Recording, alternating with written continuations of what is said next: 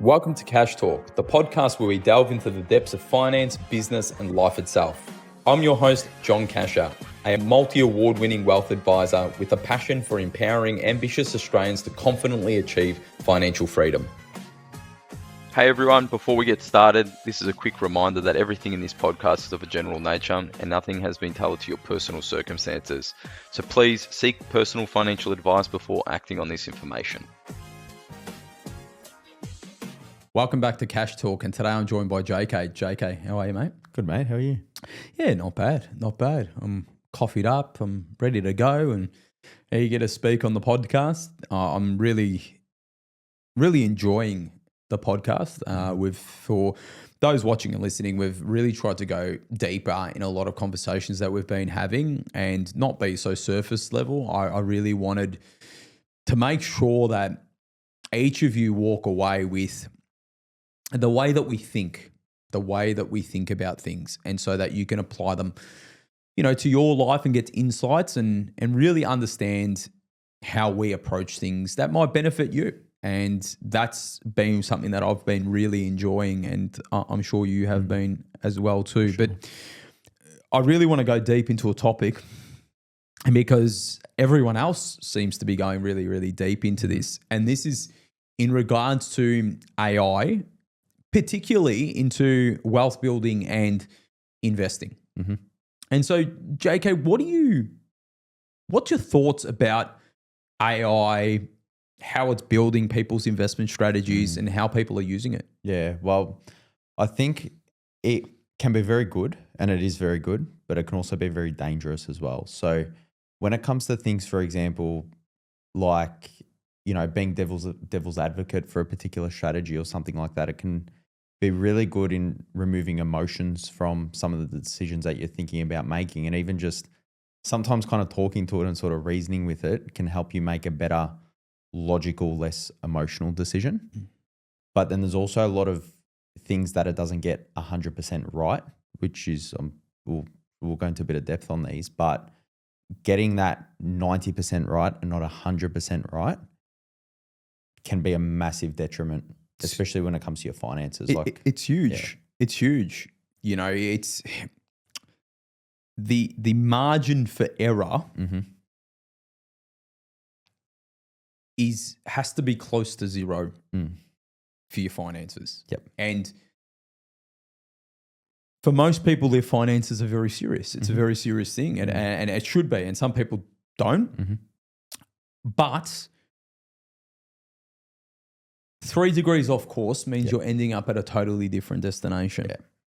How are you seeing it being applied from what people are telling you, and how are you seeing it being applied maybe from friends or conversations that you've been having? Yeah, so I think a lot of it is people just going into AI and going, hey, this is a little bit about me. I want to do this. Is it a good idea? Yes or no? And I've done a bit of an experiment before our podcast today, just about like, what are those outputs actually like? And I sort of said to it, like, I'm a 25-year-old, $50,000 in super. What should I do with my super fund? And it basically said, roll it over into this particular fund. You're young, you want to go high growth. And like that high growth, you're young, you got 35 years until you access it. Mm-hmm. That's probably about right. Mm-hmm. And then I sort of said to it, okay, should I be doing salary sacrifice into superannuation? And it goes, yes, you should be doing $200 a week. That's interesting. And I'm just like... So it actually told you the amount? It told me the amount. Did you give it the input in regards to how much income you're earning? No, not at that stage. Wow. And that's where it was interesting, because it was kind of just jumping to conclusions. And then it goes... Then I said, for example, what about the insurances inside the super? And it goes, well, do you have a mortgage? And I was just playing a dummy scenario here. I went, no mortgage, no kids, and no dependents. And it goes, okay, cool. You don't need the insurances. Cancel it. I swear. And wow. I was just like, well, what about insuring for future income if something happens to me? So now you've flipped the advisor hat? Yeah, now I've put on the advisor hat. Yep. And it just goes to show, like, if someone's solely relying on that, overall that, rollover, low cost, higher risk, higher growth because you're 90%, younger. It's right. that 90%. But that 10%, if you've lost your insurances because you've listened to it and rolled over and something happens to you. You're putting $200 a week in, not considering the house deposit that you're saving for. Correct. And that's what I'm talking about, that 10% and that kind of danger. Are you using a first home buyer? Correct. I could go on for ages. Yep. That's interesting. Yeah. Because I'm also seeing like people building dashboards, building like trackers in regards to watching stocks and all of this stuff as well too. So in regards to like information gathering, I think it's quite good. Yeah. I'd probably say that like application in regards to information gathering, like 100%. data points, very good. Yep. It's dangerous in regards to then going and flipping that information gathering to then recommending. Correct. Yeah. Yep. What about friends? Like, have they been talking to you about it? A little bit. And it's just, I suppose it's that surface level stuff. Yeah. It's like, well, I don't need you to tell me to do a $5,000 investment portfolio because I can just go into AI and it can tell me like, where's a good place to put that $5,000, for example. But again, it goes back to that example about, well, what about all these other things that you haven't considered? And you're very much the driver of it. What you put into it and what I put into it is going to give me the output out of it. Yep. It's concerning what information's being put into it. Like as in, like obviously we've got concerns in regards to just simply data. We understand the risks of just putting data into it. Data can be leaked. Where's your data being stored? Who's looking at it? Hackers, this, that. We're very conscious. We use AI in regards to application, in regards to the business, but the way that we do it is very secure. It's data usage and security needs to be at the highest level in regards to how it's used, how it's applied. Most of these unpaid versions that people are using, people are just putting their own information in there.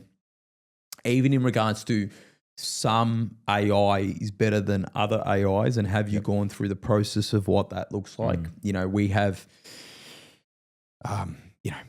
third parties that even provide us advice in regards to which ones to use, which ones not to use, the process around that. So, I did want to raise that because that is another concern. But going back to the investment strategy, I'm constantly battling with it, correcting it. Something that would take me 5 minutes to work out, go through the 20 years of knowledge, getting up to date, staying up to date, going through the AI process for me might take me 30 minutes in correcting it. Correcting it, teaching it. Don't get me wrong. It's really good when then I can kind of create a knowledge bank and then, hey, I don't need to download any information to you again. Yep. However, then the knowledge base becomes super important. If that knowledge base is incorrect, not updated, got your own biases, doesn't have certain risks that's involved, it will systematically ruin the process. And it's not that, I don't have that tinfoil hat to believe that AI is working against us. No, I think it's just around, hey, you've put in what you've put in. You've put the parameters in what your parameters are put in. What are the consequences of it? And, even things as simple as, it's simple to us, contribution limits. How many times have you had to correct contribution limits? That was in that example. That was the other thing. It said the SG rate was 11.5% when it's 12%. So it's just knowing those little things, and because you still need to know it to know that I got it wrong. And that's where still I guess it's not that it's not going to replace us. But it's just, I think you're alluding to, it's just going to allow us to get a lot more efficient. Yeah. And I think that's where like the data points and the researchers and the dashboards and all of that, like the information to the person is going to become great. Yep. However, it's what you do with information. See, information just presented in front of you is useless. It's just more information. It's how you apply that information to your specific situation. That's the key. Yeah. And I think what's happening is the information's now being condensed. It's being put into a way that is easy for you to understand through a chat system in most cases. But what about all the other information that it's not including? What's that doing? Now, obviously, in our job, we look at all of the information that's presented to us. We know what information to ask for. We know what data to actually get. And then from that data, putting it into that person's scenario has been tried and tested and refined over years and years and years and years and constantly keeping up to date to then apply it to that person's situation. Now, the honest question and the question I really want to ask you is, do you need an advisor now that you have AI? Yes, you do. And that doesn't change just because of AI. And the reason for it is, we gave that example earlier about the advice generation itself and the strategies. And yes, it's not bad, but it's not 100%. But let's just say it could get that 100%. Then you've also got the implementation side of the advice and, making sure that you're sticking to the plan as well. How's that AI going to, for example, know a particular process for a particular super fund to make sure a contribution gets categorized a certain way so you're not, exceeding a particular cap or something like that? Well, also as well to information in again. So for example, if their child was born, you would have to physically go and update the child who's born. Do I need to update a beneficiary nomination? Correct. Do I need to set up a new investment bond for that child? Is the it's still information input. There's no someone actually kind of going there and saying, hey, listen, I need that new information of that life event. Also market conditions. You have to be pretty sophisticated to understand all market conditions around the world, all legislation impacts onto that person's particular life. You need to have your own super system to be able to facilitate that. And you're also talking about implementation. Great. I have a great plan. I have a great information. I have the best investment strategies. Cool. Execute on it. Come against your own psychology. Come against your own behaviors and see how you go. I'll be honest with you, JK. I've been not going. I used to walk around the river every morning. And for the last kind of 3 or 4 weeks, probably the cold, I just can't be bothered. Yesterday, I got a text from someone, the person who I usually walk with. What are you doing? So it got me thinking. I spoke about it on this podcast. Maybe I should get walking again. Now, I know and if I put that into a plan, John, you should walk. You've got back surgery, you need to walk, blah, blah, blah, blah, blah. Walk. The plan, the information, what you do, it's only the map. But if you never go on the journey, and when times get tough on the journey, who's keeping you on the journey? The plan is the plan to get to the result. But it's the result you want. So how are you going to create certainty of getting to the result? That's, for me, where AI falls over. And at the end of the day, it's not that it's easy to create a very good plan, but we can see that it's almost there. But it's actually making it happen is the real crucial piece. Even in our business, we've always got great ideas, but it's being able to say, this is the idea, this is how we need to execute on it, map it out, and then actually execute on that idea and bring it to life, which is, I would argue that's probably you both need that kind of vision and that integration, but they're really just as important as each other. You can't have one without the other. Definitely. And then, the other aspect around it is AI has no legal accountability to the advice that it's giving you. Yep. And I don't know if that's going to change. in my opinion, the disclaimer that it puts at the bottom or at the top, depending on where, that's not sufficient. No. Well, if we did that, Yeah. and then just said whatever, it's not enough for us. So yeah.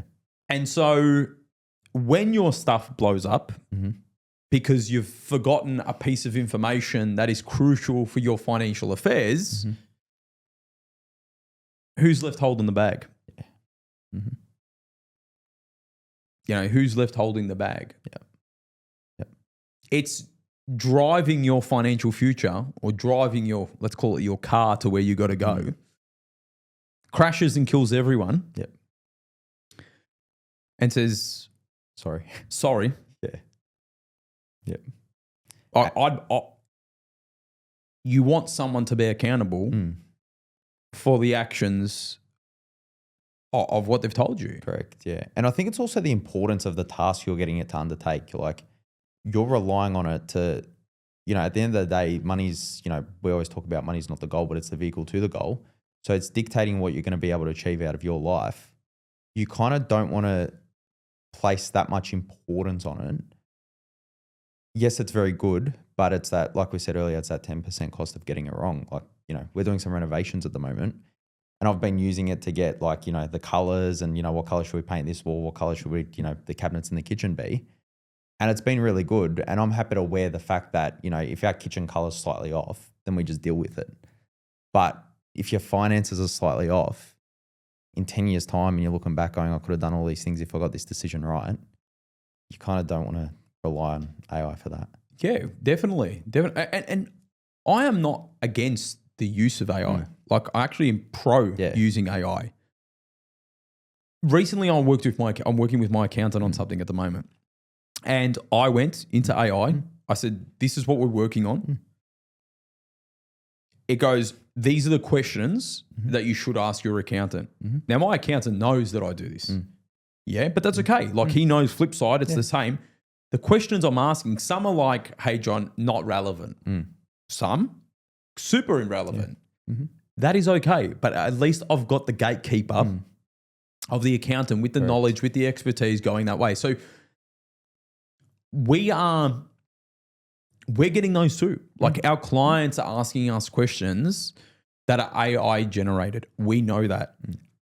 And as our clients are starting to see, the answers we're giving back to them are, yep, guys, valid, not relevant, valid, not relevant, valid, not relevant. Now, that's really powerful. It's keeping us accountable. It's keeping us on it, you know, abreast to what's going on. We're having valuable conversations. The client's ultimately being de-risked by the professional obligation of duty of care. But take that out and you've just got AI running your world. Pretty scary stuff. Yeah, that's scary. So you know, who's running your life? Who's running your finances now? You know, are you so deep into AI that it's dictating how your life is being run? Like, that's where I actually think it's getting to. You know, there's a bit of like jokes, and my missus sends it to me. She's like, you know, the guy working on Claude Code to like 1 a.m. in the morning, and you know, the missus is like, he's cheating on me with Claude Code. You know, like those. It's meme ones, yeah. But it's like, if you use that into consideration, like, how deep down a rabbit hole is that AI now creating information for that human that's now being dictated on wrong information that creates. Like, I also think, JK, this is another reason why we're seeing the rise of faith across the world. That people, not that they're necessarily like scared of what that is, but I think there's a level of like, I need to remain grounded. Like, I need to remain like grounded to the foundations of what life's really about. And I can't lose my traditional values because that might be creating someone that's not you. Like, this integration between artificial intelligence and humanity and humans is I think integrating faster than people think. on daily operations. Look, you're talking about the use of in kitchens. Now, that's obviously going to then dictate what your kitchen's going to look like. But, this is being applied to what people eat, what people drink, their diet programs, their fitness programs, their financial programs. Like, what's your thoughts on that? Like, generally in regards to the integration of AI in all factors of your decision making and therefore shaping who you are. Yeah. No, it's a really good point. I think it comes back to the whole EQ and IQ. And I think when you're looking at IQ, AI is going to be the smartest person in the room. Like there's no... But it will tell you that it's the smartest in the world. Like as in this is the argument that I've got.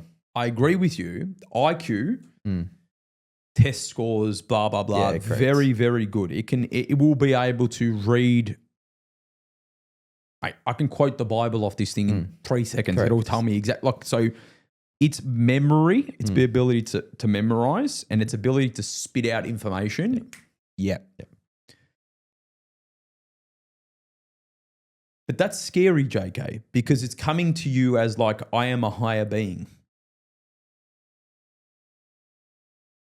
Like, I know the way it's talking is, I know that salary sacrifice of $200 a week I get what you're saying. is better because I've proven to you that the way that you can cook a pasta bolognese.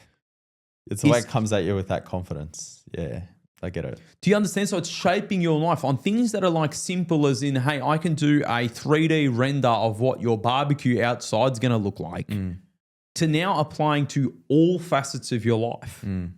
You put in there, I don't know, I saw my wife talking to a man down the street. How should I approach this? Where does that information come from? That's interesting, yeah. Like if you think about it like that, yes, IQ, but what are we basing IQ on? Yeah. Yep. It's not superhuman. Actually, to be honest with you, I'd say it's the complete opposite. And this is where people are relying on it being superhuman. Financial advice, might shock people what I'm about to say, is not about making more money. It's about having a better life with the people you love, doing the things you love doing. So, okay, is it better at shaping that? No. Like, so... Sorry that I interrupted you a little bit, but I just want you to kind of think about when you think about super IQ, what intelligence? Yeah, I suppose it's more from the fact of like you said earlier, just getting the information. It's very poor at mathematics, by the way. I don't know if you found that. Do you reckon? It gets it wrong sometimes, but I reckon lately it's been a lot better. You should be good because you're good at mathematics. Yeah. Maybe I'm getting it wrong. Man. This is the other thing with AI. I'm second guessing myself on a lot of stuff lately. You do. But yeah, I just think that when it comes to knowledge, like getting the information, sucking it in, digesting it, and then putting it out into a format that you can understand, very good. Yeah, correct. But Maybe that's what I think it is. So it's very good at that, which let's like in our work, for example, that now lets me one, do things quicker,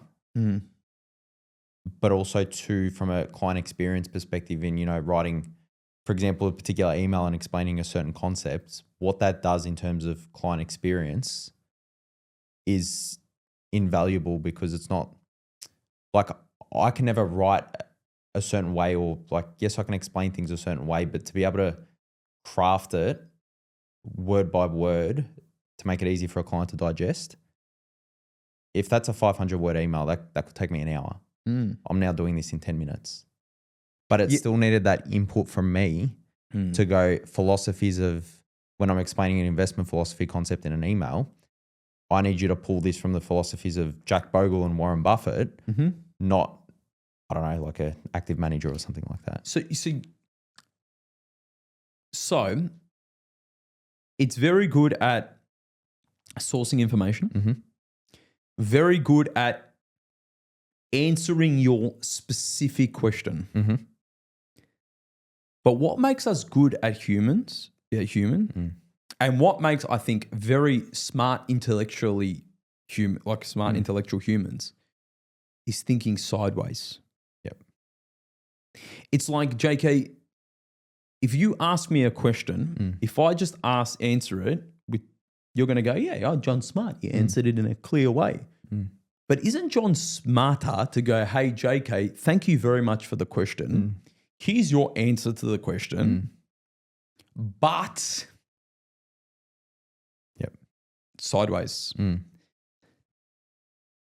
I remember growing up and my father saying to me, hey, listen, John, I need to teach you that you need to learn to innovate. Now, he didn't say those in the exact words, but you'll get the gist. I've just got this coffee cup, but just use it as an example. For me to be really smart, I need to question why that coffee cup has been designed the way it is. Understand why the lip is like this. Yep. How it's got the slant. How it's got the slant. How underneath it's got the hole. First, understand that. Most people can do that. But now, JK, make that better. Give me the understanding of the other designs of this coffee cup to make it better, more consumable. Now do that. Now, if you get AI to do that, it's going to go, because it's backwards looking, not forwards looking. So it's going to go, this is what other coffee cups look like that you can maybe apply in that coffee cup design. But it's not going to come up with a brand new idea that doesn't exist. Okay. So. And I think that's what you were getting at with innovation. Correct. We need to promote the world to innovate. And don't get me wrong, AI is going to help a part of that process to innovate. It's going to help the world be more productive. But to create a better version of you, how's that going to happen? I don't think it is with AI. I'd argue it's the opposite. Don't you find that there's this kind of externalization to go, hey, listen, AI, build my investment strategy, tell me what to do. I don't want to think about it. But what I'm really concerned about, do that for 6 months, small investments, small issue. Do this, rely on it. Keep relying on it, keep relying on it, keep relying on it. 15 years down the track, you're not in the destination you were. What's the recourse for that person? 0. And what's the consequence? That's massive. Well, their life hasn't panned out exactly the way I can't buy you back 15 years. Yeah. Like, it's that scares me as we become more accepting and relying on AI. I also feel people are discounting the importance of people's mastery in their profession or what they do. People who are obsessed with their occupation, and I mean obsessed with it. I can only talk about myself. I know you, JK, are the same. I'm obsessed with what we do. I live and breathe it. I love it. Seeing the impact that we have for people's lives, amazing. But I will put my hand up to say that it is not because I understand bring forward rules and contribution caps that makes me who I am. If someone says to me, hey, John, I want to retire when I'm 60 and I want to make sure that I go on holidays each year with my family and I do, and I, I care about that client so much because I am invested in that person's life and that family's life that I want to do absolutely my utmost to master what I need to master so that I don't need to bother them and yet achieve the result of the life that they want. Yep. I don't think AI has got that care. No. I don't think that it is obsessed as much as the person in that profession is. And so that is also scary in another way. You know, I was talking to our team this week about this. If you don't have that level of obsession, if you don't have that level of obsession, you will be left behind. Yeah. And it's that care and that love, like from what you said, it's to go to the client and say, hey, yeah, these are the things that you want. But then to have the skill set to then go and ask them questions to really test if that's what they want. You're not going to get, because you're not going to get that from AI because it's responding to you. It's not testing you on these things. Do you know how many times, Joko, I've had to say to someone, for example, is that all you want? Like I was speaking to my son's soccer coach. And it was after soccer and we were just having a chat and he's like, oh, you know, I should come to see you, blah, blah, blah, blah, blah. But my stuff's pretty basic and I've got everything I want. Really? And first probe, you know, tell me about your life. Yeah. Oh, we do this, we do this. Oh, that sounds really good, really good. Cool. And he's like, yeah, see, I've got everything, blah, blah, blah, blah, blah. And I then kind of use the, cool, that's great. I just want you to think about things a little bit deeper. And I've told this before, but I'll say it again. Fast forward yourself in years and look back. So I said to him, I said, hey, mate, that's cool, but I want you to think about if you were on your deathbed, looking back at your life. Tell me, what would you have liked to have done that you may have not already done now? And he said, I'm grateful for what I have. I'm grateful for what I do. Therefore, I can't think about anything else. Cool. Now, if everyone, this guy's got everything. Most people, yeah. Now, I said, speak to me about your parents. Now, really, when he spoke about his parents, he's been able to achieve the level in which he grew up with. So he's hit a ceiling. Hit a ceiling, yeah. He's hit a ceiling. Now, if you were prompting, if you were talking or you're prompting, you've hit the ceiling. Yeah. I'm done. I said to him, mate, that's cool. I said, I know this is going to sound raw. I said, I don't mean this in any way. I said, but do you love your children? Because dumb question, of course I love my children, yeah? I said, yeah, I know. That's why I kind of said that no offense at the start, yeah? And we've got a good relationship as well. I said, is there anything that you'd love to be able to do for your children that you have done for yourself?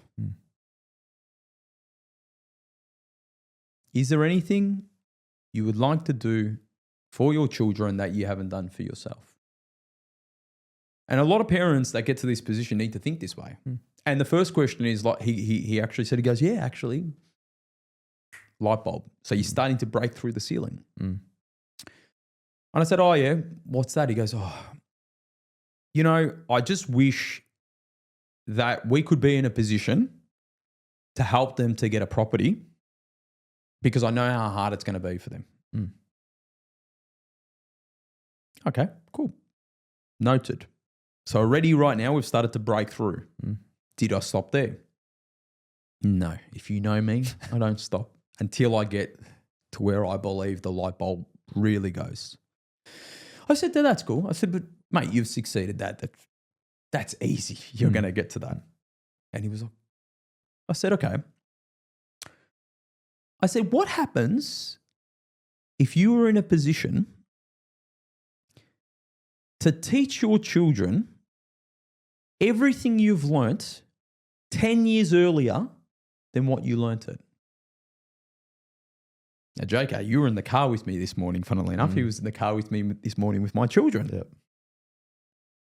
And I'm teaching them, hey, boys, I want you to learn this. This is what I said to my children, because my eldest boy was talking, and when he was talking, he was trying to articulate himself. And when he was articulating himself, he was stuttering, trying to think of what to say next. And I said to him, I said, hey, when you're speaking, just slow down, breathe, say what you want to say, breathe, think about it, talk again. Now my son's 9. I learnt that technique when I was 25, 26, say. Now I know that sounds small, but rewind back to this person.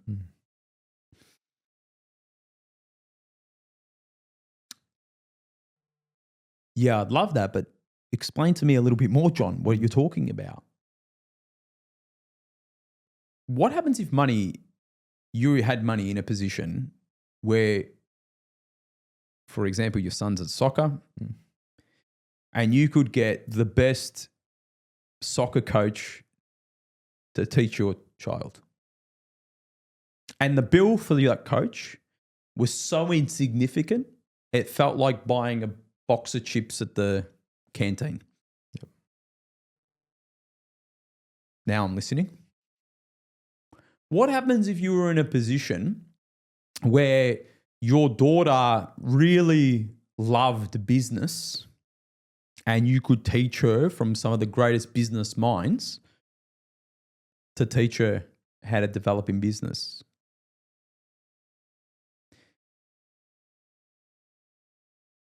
That deep from a person inputting that information themselves, even if you put into AI, think about everything I haven't thought about. Do you know what I mean? I do. Like, it's around that person from a conversation that someone who's refined it for 20 years. And to be honest with you, I could have went for ages, but I had to take the kids home. Yeah. Like that. What does that mean for that individual? Like, think about that person, JK, for a moment. What's that person likely thinking after that conversation?